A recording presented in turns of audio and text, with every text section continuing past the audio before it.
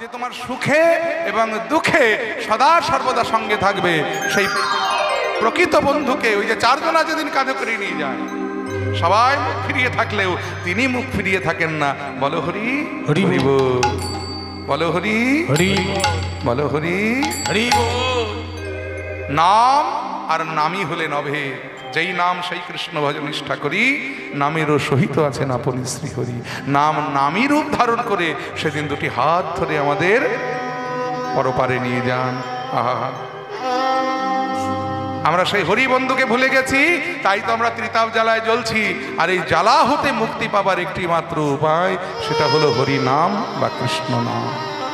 হরের নাম হরের নাম হরের নাম ইব কেবলম, কলৌ নাস্তেব নাস্তেব নাস্তেব গতিরন্যথা। এই হরি নাম বিনা কলিজীবের গতি নাই, গতি নাই, গতি নাই।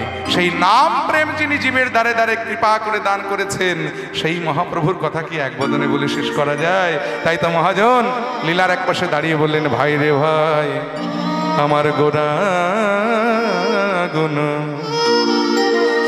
গোরা গুণ কহনে না যায় আমার, গোরা গুণ কহনে না যায় আমার, গোরা গুণ কখনে না যায়,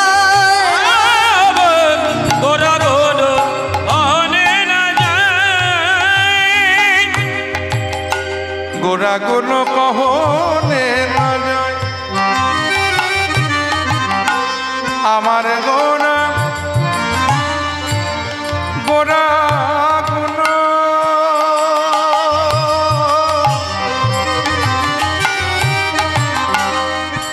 আমার, আমার গোরা গুণ, আমার আমার গোরা গুণ, গোরা গুণ, গোরা গুণ কহনে না যায়। বলো আমার গোরা গুণ কখনে না যায়, গোরা গুণ কহনে না যায়, গোরা গুণ কহনে না যায়। ও গো কত শত আনন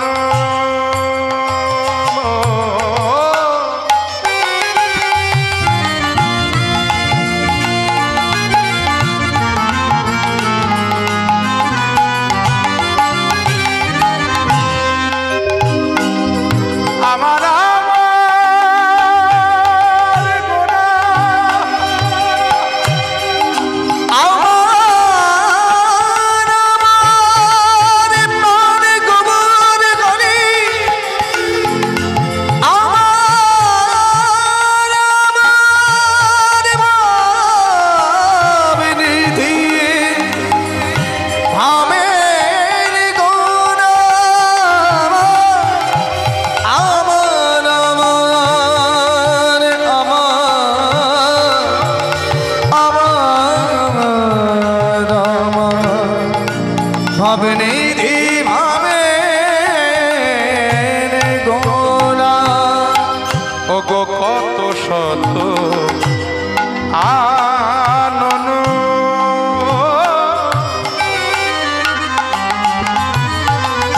আবার কত চতুর কত শত আনর, আঘা কত চতুর তারা বরণিয়া ওরে নাহি পায়, গোরা গুণ কহনে না যায়।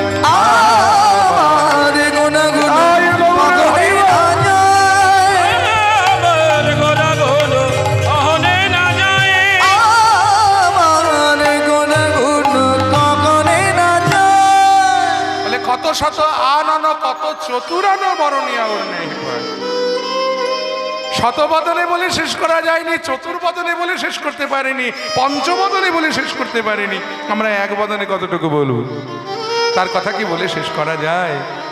পাশাপাশি মহাজন বললেন, বেদ বিদ্যা সরদর্শন জন সে যদি আমার গৌরাঙ্গ নাহি ভজে, সে যদি আমার গৌরাঙ্গ নাহি ভজে।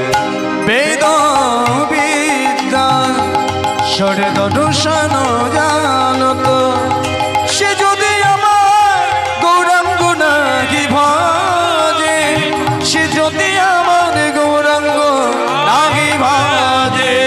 মানে আমি বেদ পড়েছি, বিদ্যা অর্জন করেছি, পাণ্ডিত্য অর্জন করেছি, কিন্তু গৌর ভজন করি না। তাহলে আমার অবস্থাটা কেমন? যেমন ওই যে অন্ধকে আয়না দিলে যা হয়, যে চোখে দেখে না তাকে যদি আয়না দিয়ে বলা হয় তোমার মুখটা কেমন দেখো তো বাবা একটু, আয়না তার কোনো কাজে লাগে? তাই বৃথা তার অধ্যায়ন অগোলোচন বিহীন জন, দর্পণে অন্ধের কিবা কাজে, দর্পণে অন্ধের কিবা কাজে। তারে আসা যাওয়া বিফল হলো, তারে আসা যাওয়া বিফল হলো। এই জগতে তার আসা যাওয়া বিফল হলো, এই জগতে আসা যাওয়া বিফল হলো। যেজন আমার গৌর চরণ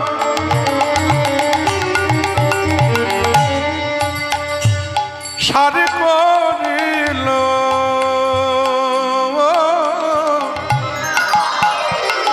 তারে আসা যাওয়া সফল হলো। যে জন গৌর জন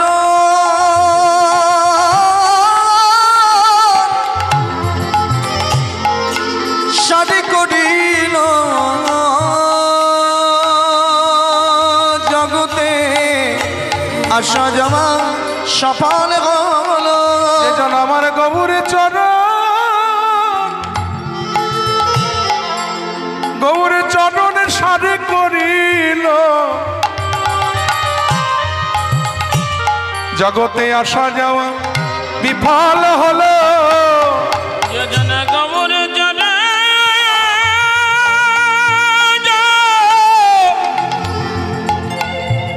সারে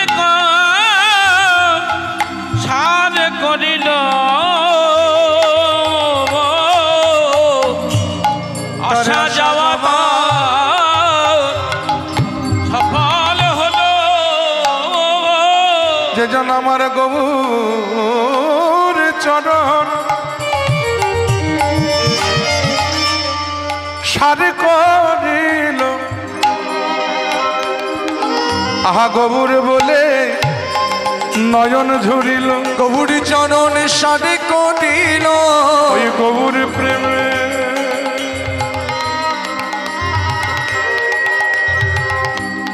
প্রেমে ডুবে রইল, গৌর চরণ সারে করিল, গৌর প্রেমে ডুবে যেই রইল। জন গৌর চরণ সারে করিল, আমার গৌর প্রেমে ডুবে রইল, গৌর চরণ জয় গৌর হইল। গৌর প্রেমে ডুবে রইল, আগা গৌর চরণ সারে করিল, গৌর প্রেমে ডুবে রইল। তার আসা যাওয়া সফল হলো। তাহলে বেদ পড়েছি, বিদ্যা অর্জন করেছি, পাণ্ডিত্য অর্জন করেছি, কিন্তু গৌর ভজন করি না। অন্ধকে আয়না দিলে যা হয়, যে চোখে দেখে না আয়না তার কোনো কাজে লাগে?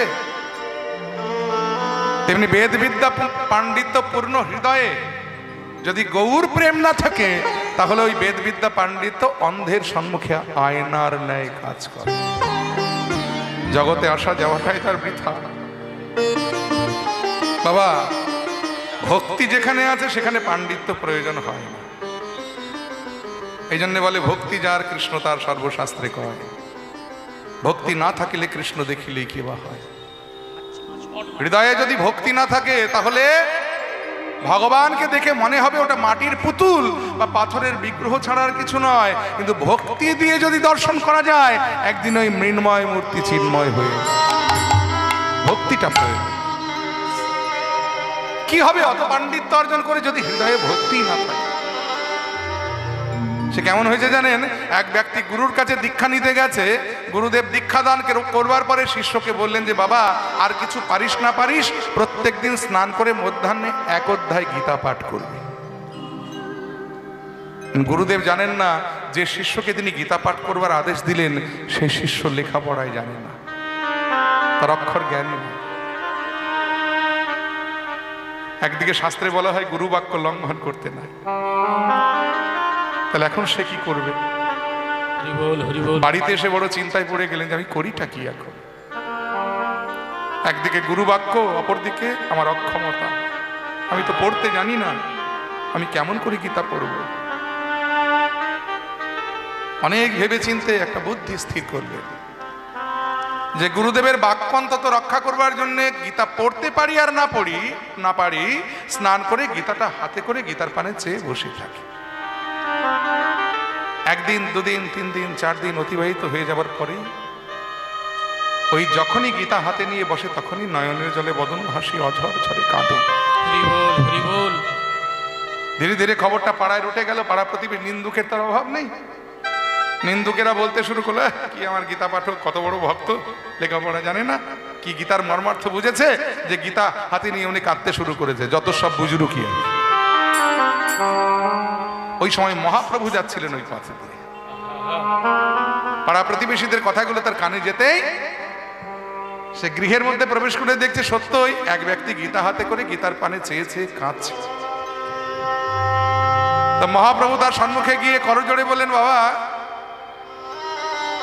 জীবনে আমি বহুবার গীতা পড়েছি, কিন্তু কোনোদিন গীতা পড়ে 1 ফোঁটা নয়নের জল বার করতে পারিনি, কিন্তু তোমার এই গীতা পাঠ দেখে আমি আপ্লুত হয়ে গেছি। আমায় একটু বলতে পারো বাবা, যে গীতার কোন অধ্যায়টা পাঠ করে তোমার এত প্রেম এত ভক্তি এলো, যে তুমি এমন অঝরে কাঁদছো? আমাকে যদি সেই জায়গাটার সন্ধান দাও, আমি একটু প্রাণ ভরে তাহলে কাঁদতে পারবো। তখন সেই ব্যক্তি মহাপ্রভুকে প্রণাম করে বলেন, জানি না সন্ন্যাসী তুমি কে, তুমি ভাবছো যে আমি গীতা পড়ে কাঁদছি, তা নয়। আমি গীতা পড়তেই জানি না, আমার অক্ষর জ্ঞানী না। শুধু গুরুদেব আদেশ করেছে প্রত্যেক দিন স্নান করে 1 অধ্যায় গীতা পাঠ করতে, কিন্তু গুরুদেব তো জানতেন না যে আমি লেখাপড়া জানি না। শাস্ত্রে বলেছে গুরু বাক্য লঙ্ঘন করতে নাই, আমি কেমন করে লঙ্ঘন করি?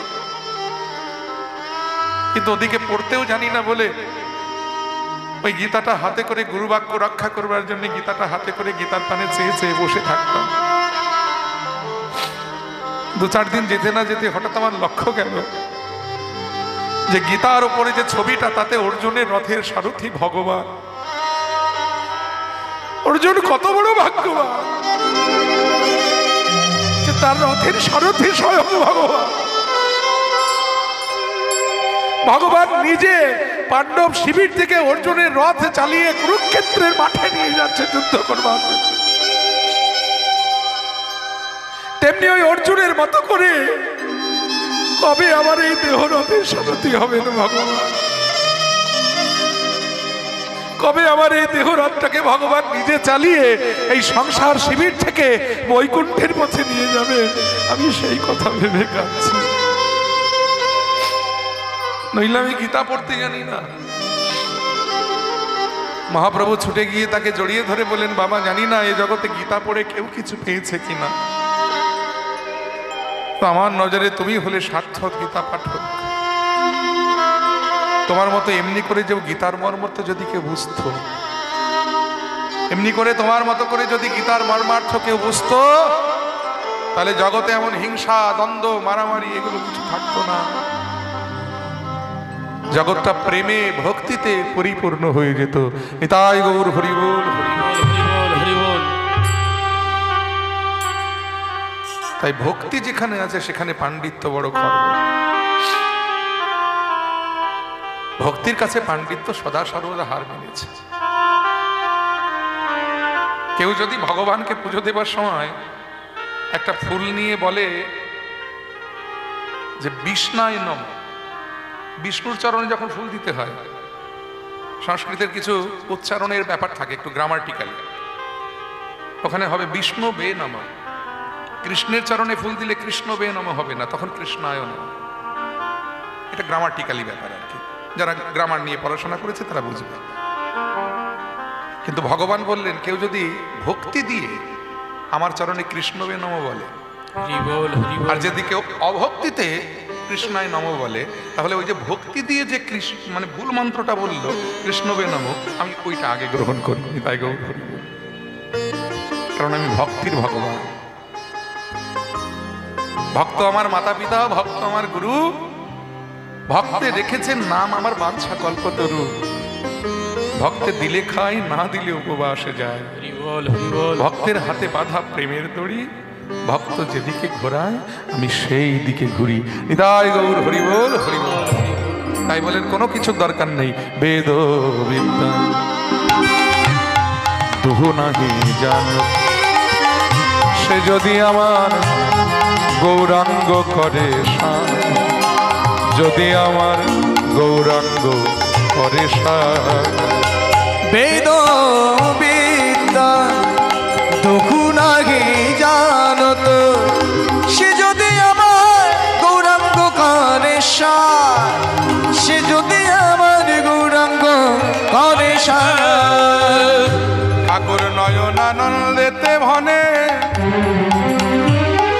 ওগো সেই সে সকলই জানে, সর্বসিদ্ধি করো তলে তা, সর্বসিদ্ধি কোন তাহলে তারে আসা যাওয়া সফল হলো, তার আসা যাওয়া সফল হলো। আমার গৌর চরণ সারে করিল, তারে আসা যাওয়া সফল হলো। সেজন গৌর চরণ সারে করিল, জগতে আসা যাওয়া সফল হলো। আমার গৌর চরণ সারে করিল, জগতে আসা যাওয়া তার সফল হলো। চরণ সারে করিল, বলি গৌর প্রেমে ডুবে রইল, আমার গৌর চরণ সারে করিল, আর গৌর প্রেমে ডুবে রইল। আমার গৌর চরণ সারে করিল, আয় গৌর হরি বল। আমার গৌর চরণ সারে করিল, গৌর প্রেমে ডুবে রইল। আমার গৌর চরণ সারে করিল, আসা যাওয়া সফল হলো। আই সর্বসিদ্ধি করো তলে, আহা করো তলে তার গো। সর্বসিদ্ধি করো তলে, করো তলে তার রে সর্বসিদ্ধি, করো তলে করো তলে তল রে। সর্বসিদ্ধি করো তলে, করো তলে তলে রে সর্বসিদ্ধি। করো তলে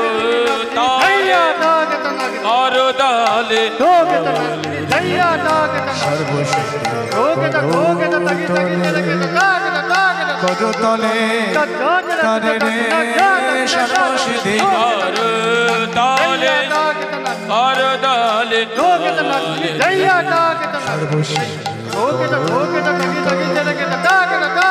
তলে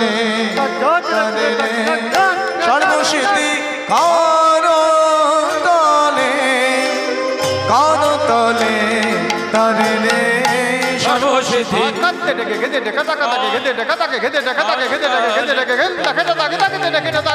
সর্বসিদ্ধি।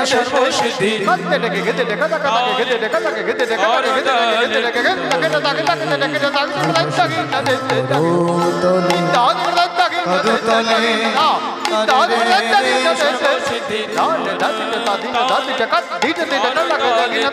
তলে, করো তলে তারে রে সর্বসিদ্ধি।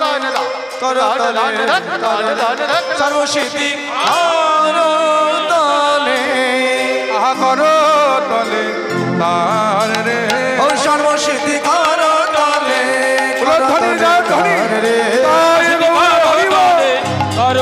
তালে রে কলসিটি করো তলে তার রে কলসিটি করো তালে তালে তালে।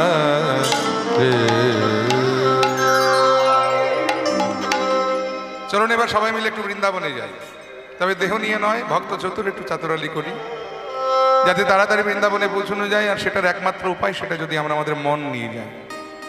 তো মন যদি বৃন্দাবনে চলে যায়, বৃন্দাবন কোথায়? যেখানে সাধুগুরু বৈষ্ণবের আগমন সেই তো মধুর বৃন্দাবন, যেখানে হরি নাম সংকীর্তন সেই তো মধুর বৃন্দাবন। তাহলে আসুন আমরা সবাই মিলে আমাদের মনটাকে বলি, ওরে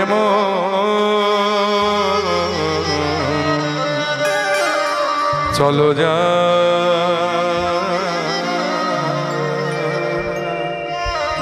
শ্রীধাম বৃন্দাবন। চলে রে আমার মন সেই মধুর বৃন্দাবন। আহা যমুনা পুলিনে যেথায় পাওয়াল নব। চলে রে আমার মন ওই মধুর বৃন্দাবন। যমুনা পুলে যেতাম কমলে নেব। একবার চলে রে আমার মন মধুর বৃন্দাবন। সেই যমুনা পুলিনে যেথায় পাওয়াল নব। চলে রে আমার মন ওই মধুর বৃন্দাবন। যমুনা পুলে যেতাম কমলে নেব। যেথা ললিতা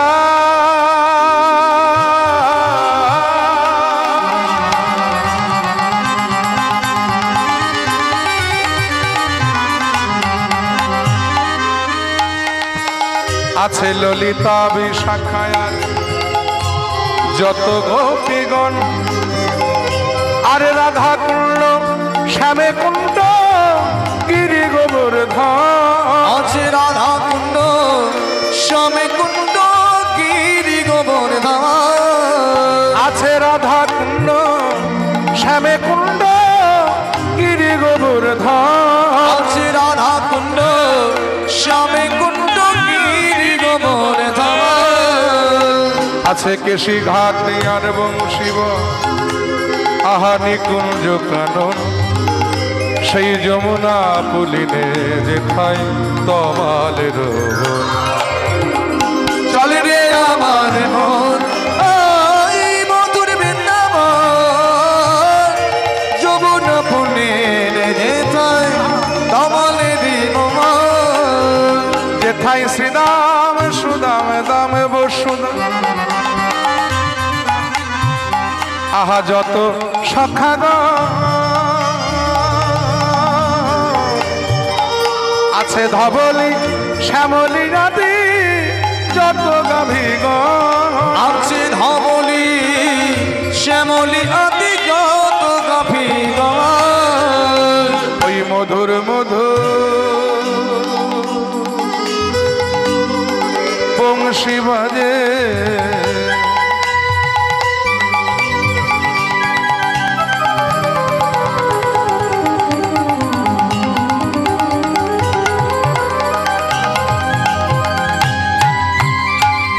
সেই তো বৃন্দাবন যেথায় রাখাল রাজা গোপাল আমার খেলে অনুক্ষণ। রাখালে রাজা গোপাল আমার খেলে অনুক্ষণ। আছে মা যশোদা আর পিতানন্দ ব্রজবাসীগণ। সেই যমুনা পুলিনে যেথায় তমালের বন। চলে রে আমার মন ওই মধুর বৃন্দাবন। যমুনা পুলে যেতায় কমলে নেব। চলে রে মোর বৃন্দাবন। চলে রে মোর বৃন্দাবন। চলে রে মন বৃন্দাবন। চলে রে মন বৃন্দাবন। চলে রে মোর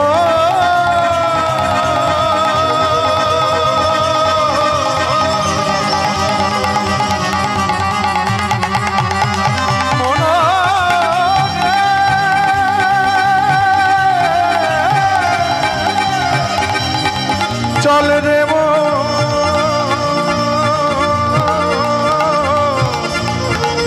চলো যাই চলো যাই চলো যাই সিধা বৃন্দাবন।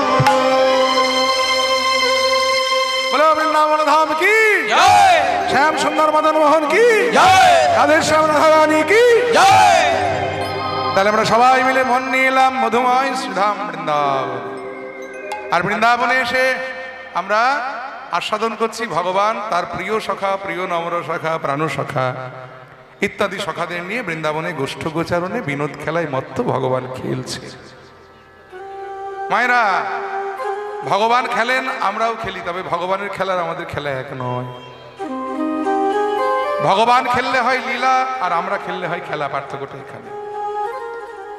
এই ভগবানের লীলা আর আমাদের খেলা এত সুন্দর পার্থক্য করে গেছেন বাংলার একজন বিখ্যাত কবি। তবে তিনি হিন্দু ছিলেন না, মুসলমান কুলে জন্মেছিলেন। কাজী নজরুল ইসলাম তার নাম ছিল। কি অপূর্ব কয়েকটা বাংলা শব্দ দিয়ে ভগবানের খেলার আমাদের খেলাকে পার্থক্য করে গেলেন। দেখুন, তিনি বলেন, প্রভু তুমিও খেলছো, আমরাও খেলছি, তবে তোমার খেলা আর আমাদের খেলা এক নয়। খেলিছ এ বিশ্ব লয়ে বিরাট শিশু, আনো মনে খেলিছ প্রলয় সৃষ্টি তব পুতুল খেলা, নিরজনে প্রভু নিরজনে খেলিছ এ বিশ্ব লয়ে বিরাট শিশু, আনো মনে খেলিছ। বলে ভগবান তুমিও খেলছো, আমরাও খেলছি, তবে তোমার খেলার আমাদের খেলা এক নয়। আমরা ছেলেবেলায় শিশু রূপে পুতুল খেলি না? দেখবেন মাটি দিয়ে পুতুল গড়ি, ইচ্ছে মতো খেলি, ইচ্ছে মতো সাজাই, যেমন খুশি খেলি। খেলা শেষ হয়ে গেলে আবার ভেঙে জলে ভাসি। ভগবানও পুতুল খেলছেন, তবে আমরা মাটির পুতুল নিয়ে খেলি, আর তিনি আমাদের মতো এই রক্ত মাংসের পুতুলগুলো নিয়ে খেলছেন। ইচ্ছে হলেই গড়ছেন, মনের মতো করে যেমন খুশি সাজাচ্ছেন, যেমন খুশি খেলছেন। খেলা শেষ হয়ে গেলে আবার ভেঙে জলেও ভাসিয়ে দিচ্ছেন। তাই আমরা হলাম শিশু, আর তিনি হলেন বিরাট শিশু। কারণ আমরা খেলি কোথায়? সংসার খেলার মাঠে, আর তিনি খেলেন কোথায়? শূন্যে মহা আকাশে। তুমি মগ্ন লীলা বিলাসে, শূন্যে মহা আকাশে তুমি মগ্ন লীলা বিলাসে। শূন্যে মহা আকাশে তুমি মগ্ন লীলা বিলাসে, হাসিছ খেলিছ তুমি আপন সনে, নিরজনে প্রভু নিরজনে খেলিছ এ বিশ্ব লয়ে বিরাট শিশু, আনো মনে খেলিছ এ বিশ্ব লয়ে বিরাট শিশু, আনো মনে খেলিছ। তারকার বিশ্বসী খেলে না তো হে উদাসী, পড়িয়া আছে রাঙা পায়ের কাছে রাশি রাশি। লাটিন ঘুরিয়েছে, ঘুড়ি উড়িয়েছেন কখনো? দেখবেন কাঠের লাটিন সুতো দিয়ে প্যাঁচ দিয়ে ঘুরিয়ে ছেড়ে দিলে মাটিতে বন বন করে ঘুরতে ঘুরতে কাত হয়ে পড়ে যায় একটা সময়। আবার ঘুড়ি ওড়াতে গিয়ে পাশে বন্ধুর ঘুড়ির সুতোতে যদি মাঞ্জা বেশি দেওয়া থাকে, আমার ঘুড়ির সুতোর সঙ্গে লাগলে কেটে বোকারটা হয়ে যায়।